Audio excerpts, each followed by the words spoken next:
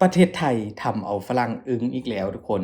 เป็นเรื่องอึ้งๆเรื่องน่าทึ่งที่แบบหลายคนได้ไปเห็นแล้วต้องตื่นเต้นทุกคน เกิดขึ้นอยู่ที่ใจกลางกรุงเทพมหานครหลายคนอาจจะสงสัยว่ามันคือเรื่องอะไรทุกคน เขาบอกว่านี่คือดาราประจำกรุงเทพกันเลยนะทุกคนเกิดขึ้นอยู่ที่สวนสาธารณะที่ว่าสวยงามแห่งหนึ่งของประเทศไทยนั่นเอง แต่สิ่งที่ว่าน่าแปลกใจและก็ตกอกตกใจทุกคนเชื่อบ่ว่าฝรั่งต่างชาตินะทุกคนเข้าถึงขั้นลงทุนนั่งเครื่องบินมาจอดเพื่อจะมาดูสิ่งนี้อยู่ที่ประเทศไทยทุกคนอ้าวมื้อนี้ก็จัดคลิปมาให้ค่อนข้างจะยาวกันเลยทุกคนเดี๋ยวเราไปเบิ่งรีแอคชั่นไปเบิ่งความรู้สึกหลังจากที่สาวฝรั่งเข้าได้มาเห็นดาราประจำส่วนสาธารณะใจกลางกรุงเทพกันทุกคนพวกเขาจะรู้สึกกันยังไงว่าพิมพ์กันยังตื่นเต้นเลยทุกคนไปดูคลิปกัน มาเริ่มกันเลยทุกคนนี่คือส่วนสาธารณะหรือว่าส่วนลุมพินีนั่นเองทุกคนอยู่ใจกลางกรุงโอ้โหมันเป็นอย่างที่สวยงามหลายเพราะพิมพ์ก็เคยทำคลิปเมื่อหลายปีก่อนแล้วทุกคนแต่ว่าบ่ฮู้ว่ามันมีสิ่งนี้ซ่อนอยู่ในส่วนสาธารณะแห่งนี้ทุกคนเดี๋ยวทุกคนก็จะได้เห็นนะทุกคนว่ามันคืออะไรทุกคนมา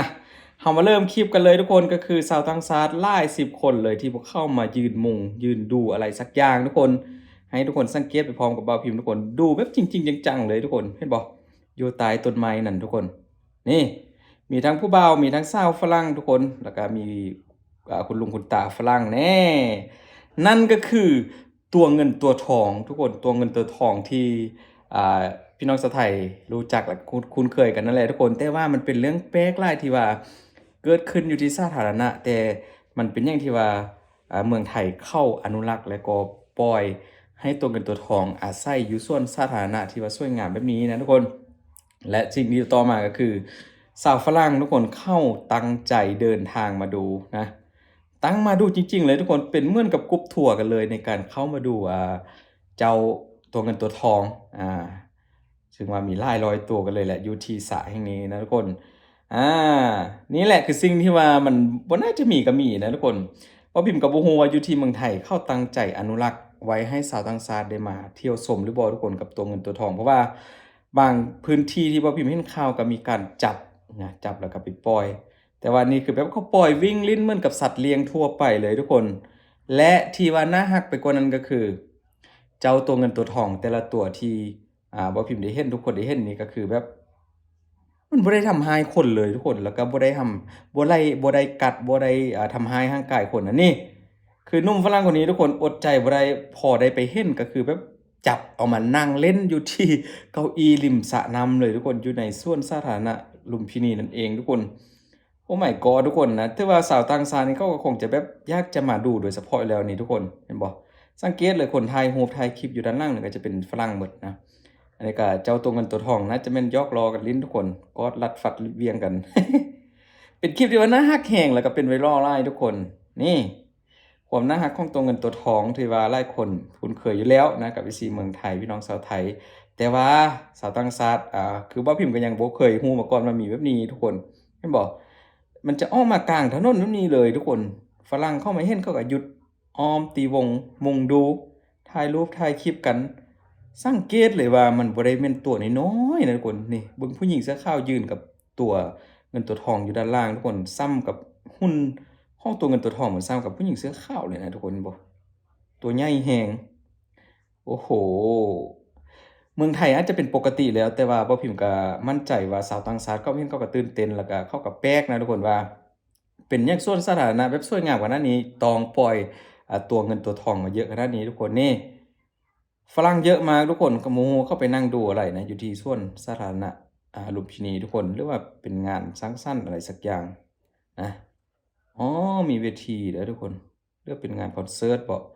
นี่คือจุดหนึ่งที่ว่าเป็นแลนด์มาร์กแล้วก็เป็นจุดสำคัญหลายทุกคนเพราะว่าส่วนตรงนี้ที่ว่าพิมพ์ฮู้มาก็คือเป็นเหมือนกับอกซี่ใช่ไหมอกซี่ให้กับกรุงเทพบ่ที่เคยฮู้มาทุกคน เพราะว่าต้นไม้ป่าธรรมชาติสวยงามมากๆทุกคนพี่น้องชาวไทยหลายคนที่ว่าอยู่ใกล้เคียงก็เดินทางไปวิ่งไปเดินเล่นออกกำลังกายนะทุกคนแต่ว่าที่สะดุดตาสะดุดใจก็คงจะเป็นเจ้าตัวเงินตัวทองนี่แหละนี่สาวต่างชาติเดินทางเพิ่นเขาก็พากันซีดูทุกคน ก็ถือว่าเยอะนะเยอะจริงๆแล้วก็แต่ละตัวนี้บ่ได้ผอมๆนะคนมีแต่ตัวอ้วนๆท้องป่องๆทั้งนั้นเลยอาที่น่าทึ่งก็คือแบบสระจุดที่ว่าอยู่ใจกลางอะสวนสาธารณะก็คือเป็นแหล่งทำมาหากินนะทุกคนคลองอันอะไรนะคลองเจ้าตัวเงินตัวทองนี่แหละนี่คือสายฝรั่งคนนี้จับมามีแต่ตัวอ้วนทุกคนแต่ว่าบ่ได้เฮ็ดนิสัยแบบดุร้ายเลยทุกคนเหมือนกับเป็นเชื่องๆคือแต่ว่าคุ้นเคยกับมนุษย์ไปแล้วกับคนไปแล้วนะทุกคนนี่บรรยากาศดีแฮงพี่น้องโอ้ยตอนยามเย็นนะพระอาทิตย์ตกแล้วก็พากันมาวิ่งมาเล่นอาเดินออกกำลังกายกัน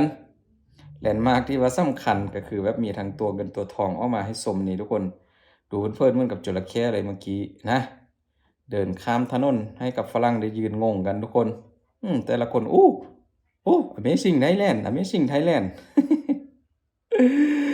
นอกจากนั้นก็ยังมีแบบตอนที่ว่าเจ้าตัวเงินตัวทองไปล่าเอาปลานะคนเป็นอาหารอยู่ที่สระน้ำเดี๋ยวทุกคนก็จะได้เห็นคลิปถือว่าเป็นการแบบเลี้ยงในเชิงอนุรักษ์แล้วก็รักษาระบบนิเวศไปนำบ่ทุกคนเพราะว่าตัวเงินตัวทองนี่ก็จับปลาล่าปลามาเป็นอาหารมีทั้งปลาดุกปลาช่อนปลาหยังก็ว่าไปนะก็กินกันไปแล้วก็หมุนเวียนกันไปนี่แล้วก็มีคนมาให้อาหารในบ่อนี้ทุกคนจุดนี้ เหมือนกับว่าจระเข้น้อยออกมาสู่ตัวเลยทุกคนแต่ก็บ่ได้น้อยนะเทียบกับฝรั่งหุ้นฝรั่งก็ใหญ่อยู่แล้วแต่มาเจอตัวเงินตัวทองเนี่ยโอ้โฮทุกคนเห็นบ่ฝรั่งเล็กไปเลยจุดนี้ก็คงจะเป็นจุดห่วงห้ามบ่ให้นักท่องเที่ยวเข้าใกล้นะทุกคนหรือว่าอยู่ที่เมืองไทยมีแบบไกด์พาเที่ยวบ่ทุกคนแบบไปเที่ยวสวนสาธารณะแห่งนี้แล้วพานักท่องเที่ยวไปดูตัวเงินตัวทองหั้นนะทุกคนบ่ว่ามีกรุ๊ปทัวร์พาเที่ยวหรือว่าเราสามารถเดินทางไปเองได้นี่ เบิ่งน้องๆแต่ละตัวทุกคนอุ๊ยพี่น้องโคตรเยอะแล้วก็แต่ละตัวก็อ้วนอุยลุยโอ้โฮมุมนี้ทุกคนเป็นมุมพักผ่อนที่แบบเสี้ยวสันหลังนะเดินอยู่กองต้นไม้เดี๋ยวจะตกน้องโดดมากอดคอเดินข้ามถนนก็สิวๆเพราะพี่บ่ฮู้ว่าถนนอยู่ในใจกลางของสวนลุมพินีนี่เขาให้ใส่เขาให้มีรถวิ่งผ่านบ่ทุกคนหรือว่าปิดเป็นถนนคนเดินออกกำลังกายโดยเฉพาะนี่ฝรั่งสาวฝรั่งผู้บ่าวก็แบบเดินมาเจอนะก็ต้องคอยดูก่อนยืนดูแบบงงๆทุกคนนอนลิ้นชิวๆนะน้องก็คลานเข้ามาทุกคนถือว่าเป็นมิตรกับนักท่องเที่ยวไปแล้วนะตามที่ดูเพราะว่าแต่ละตัวก็บ่ได้มีนิสัยแบบดุร้ายกันเลยทุกคนแต่ว่าเป็นตัวที่ว่าเชื่องหลาย ลงเล่นน้ำแล้วก็ขึ้นมาอาบแดดแล้วก็มาเล่นกับคนนี่ของน้ำก็มีเยอะแยะให้เล่นเลยทุกคนโอ้ยตัวใหญ่แฮงเหมือนกับจระเข้เลยอ๋อเขามีเต่าด้วยทุกคนเห็นบ่มีเต่านี่อันนี้ก็กอดวัดฝัดเหวี่ยงโรแมนติกเสียเหลือเกินบ่ฮู้ว่ากอดกันโดยความรักหรือว่ากอดกันเพื่อจะผิดเที่ยงกันเป็นคลิปที่ว่าน่ารักๆนี่ทุกคนนี่ก็ถือว่าแบบไปล่าปลามากินเองก็คือเป็นปลานิลนะ น้องน่าจะลงไปจับเองอยู่ในสระนั่นแหละทุกคนแล้วก็เอาขึ้นมากินอยู่เทิงบกอืมอิ่มเข้าละจับปลาเก่งด้วยนะนี่ทุกคนจับปลาข้ามถนนไปเลยโอ้โฮตัวนี้ทุกคนอ้วนมากมึงแต่ท้องมันจะแตกแล้วนะทุกคนโอ้ยพี่น้องโมว่ากินอะไรเข้าไปนะสวยงามหลายทุกคนส่วนรูปนี้ป้าพิมพ์เคยทำมาก็คลิปนี้อาจจะเป็นคลิปที่3กันแล้วแต่ว่าทำมาหลายปีแล้วพอมาดูอีกทีก็มีการบูรณะใหม่ซ่อมแซมใหม่เปลี่ยนโซ่มใหม่แล้วก็ถือว่างดงามหลายแต่ว่าที่เป็นไฮไลท์สุดๆก็คือจะเป็นอ่าน้องตัวเงินตัวทองที่ว่าเป็นไฮไลท์ให้นักท่องเที่ยวได้มาเที่ยวชมนะทุกคนขอบคุณหลายๆคนอัปเดตไปเรื่อยๆอันนี้ก็หลายคนอาจจะคุ้นหน้าคุ้นตากันแล้วกับน้องตัวเงินตัวทองอยู่ที่สวนลุมพินีแต่ว่าสาวต่างชาติเข้าถึงขั้นนั่งรถทัวร์แล้วก็บินนั่งเครื่องบินมาดูนะทุกคนขอบคุณหลายๆขอบคุณจริงๆที่อุตส่าห์ดูคลิปของคุณพิมพ์จนจบทุกคนขอบคุณหลายๆเด้อบ๊ายบาย